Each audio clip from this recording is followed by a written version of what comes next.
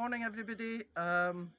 Doing this little last minute job, and it really is last minute because for a variety of reasons I never got round to it at the time. So we're now at the start of December and I'm going to plant some miniature daffodil bulbs. So people always say, how deep do you plant them? So this is the bulb. These are miniature ones, not full-size daffodils, so they'll come up and they'll be about 10 inches, 6 inches to 10 inches high, depending on your soil. You plant them that way up, and you plant them twice the depth of the bulb.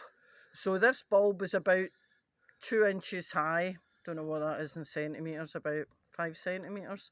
So you would plant them about 10 centimetres to 15 centimetres deep. We try and plant them a little bit deeper because it's very warm here in the summer and the soil dries out. So this is what we're going to do today, and we're just going to use a spade to make a slot in the ground like that, and every slot that we make we're going to pop 2 bulbs in.